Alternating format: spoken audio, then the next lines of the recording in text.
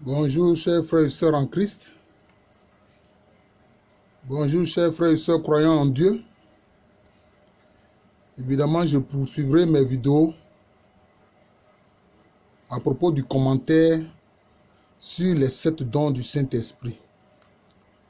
Mais après avoir parlé de ce qu'est la vie éternelle et dont une manifestation concrète sous nos yeux sont les apparitions de la Vierge Marie, je voudrais faire ce matin un témoignage. Vous savez, moi je n'avais pas la dévotion mariale. Je disais souvent, mais quand on a salué une personne une fois, a-t-on besoin de revenir la saluer incessamment comme ça, comme le font les légionnaires ou les équipiers du rosaire? C'était ce que je disais. Et j'étais responsable disons, depuis les années 97, j'étais responsable, coordonnateur de 7 CEB, c'est-à-dire les communautés ecclésiales de base. Cela à la paroisse Sainte-Famille d'Acromian-Blanc. Mon épouse déjà était équipière du rosaire. Et étant responsable coordonnateur donc de cette CEB et ayant en charge le fonctionnement de la chapelle Sainte-Famille d'Acromian-Blanc que le père Paul-Roger Vanga m'avait demandé de gérer, de veiller sur la chapelle qui dépendait de la paroisse Notre-Dame de l'Assomption de Koumassi-Prodomo. Je m'acquittais de cette tâche-là et je voyais différents groupes à vocation mariale me solliciter. Président, entre dans la Légion de Marie ou bien entre dans les équipiers du rosaire, etc. Je disais, je ne peux pas saluer plusieurs fois une personne que j'ai déjà saluée. C'était ce que je disais. Et un jour, au cours d'un songe, c'était tellement réel. C'est comme si je participais à une célébration eucharistique. Et le père célébrant était en chasuble verte. Donc, je participais à cette célébration. Et puis, un peu avant que le père lève l'hostie et le calice pour dire « Voici l'agneau de Dieu qui ôte le péché du monde », j'ai constaté qu'il y avait une dame qui était à la droite de l'autel et qui tenait un bébé à la main. Qu'est-ce qu'elle a fait? Elle a remis le bébé au prêtre qui s'est avancé vers moi dans la foule et qui m'a remis le bébé. Mais quand j'ai tenu le bébé entre mes mains, je suis tombé en extase. Vous savez, l'extase, c'est comme un transportement spirituel où on est dans un univers vraiment divin. C'est ça l'extase. C'est-à-dire qu'on est dans le monde divin. Et la joie que j'ai éprouvée à tenir ce bébé entre les mains, je ne saurais décrire cette joie-là. Et ça coïncidait avec le moment où le Père a levé l'hostie et le calice pour dire « Voici Jésus, l'agneau de Dieu qui ôte le péché du monde ». Mais moi, je tenais Jésus dans mes mains. Oh, je voyais que c'était l'enfant Jésus que je tenais dans ma main, que la Vierge Marie m'avait donné par l'intermédiaire du prêtre. Je suis tombé en extase. Une joie que je ne peux pas décrire. Je n'ai jamais éprouvé une telle joie dans ma vie.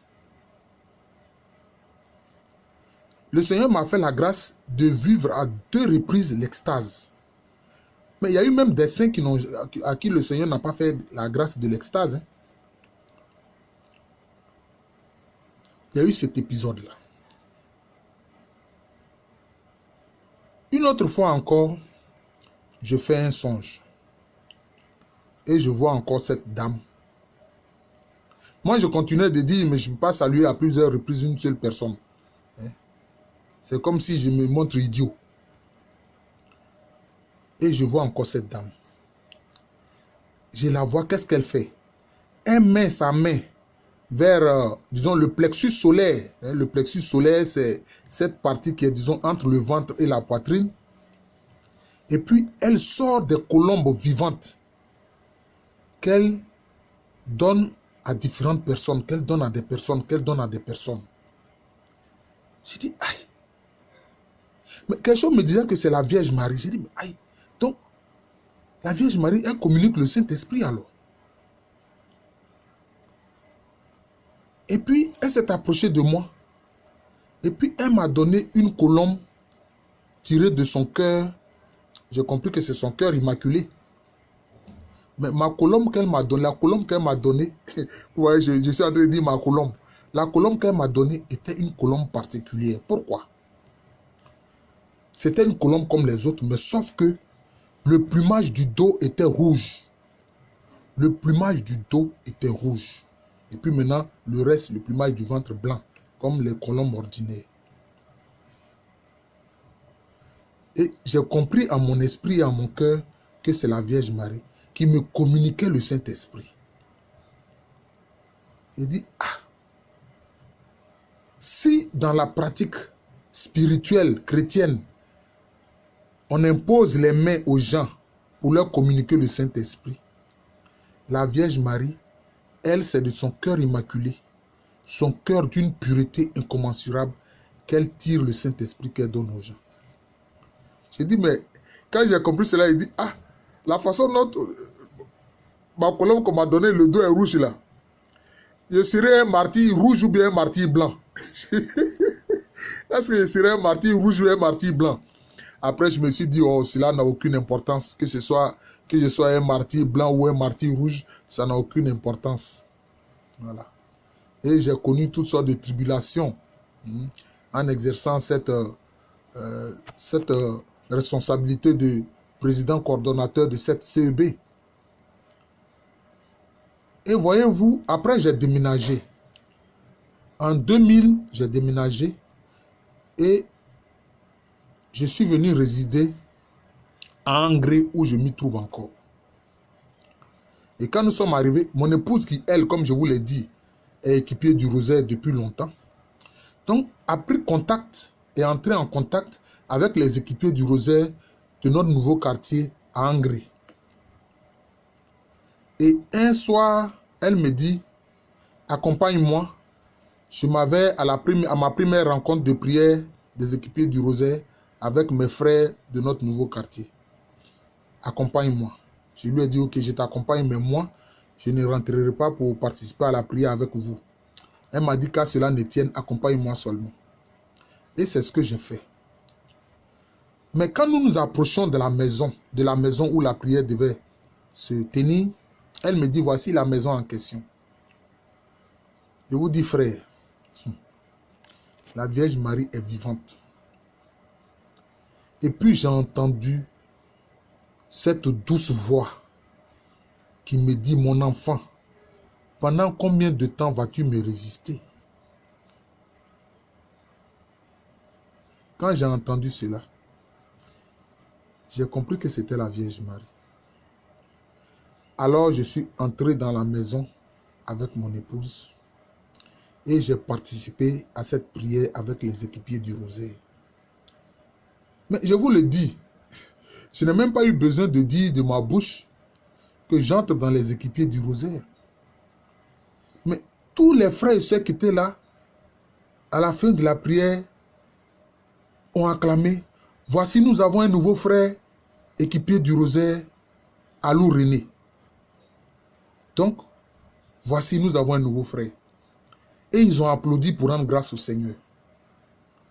C'est comme ça que je suis devenu équipier du Rosaire et donc dévot de la Vierge Marie. Cette dame est extraordinaire. Elle est notre mère. Elle a été la première à dire oui à Dieu pour que son fils s'incarne. Et c'est depuis ce temps que je suis équipier du Rosaire. Et j'en suis heureux. Aujourd'hui, je la salue autant de fois que je peux. Voilà. Je la salue autant de fois que je peux. C'est très important, chers frères et sœurs. Donc, avoir la dévotion mariale est un chemin de spiritualité qui est riche, qui est fructueux, qui produit beaucoup de fruits. Voilà. Parce que c'est le Seigneur lui-même qui, au pied de la croix, nous a donné sa mère pour mère. Oh, quel bonheur, quelle grâce et quel privilège d'avoir pour mère la mère du Seigneur Jésus-Christ lui-même. Je vous remercie de m'avoir suivi. Bon, j'ai dû faire ce témoignage. Je suis souvent hésitant à faire des témoignages, mais j'ai dû le faire ici aujourd'hui. Je suis le frère Jean de l'amour de Jésus, c'est mon nom spirituel. À l'état civil, je suis le professeur Aloukwame René. Que les prières de la Vierge Marie nous soient toujours favorables. Amen.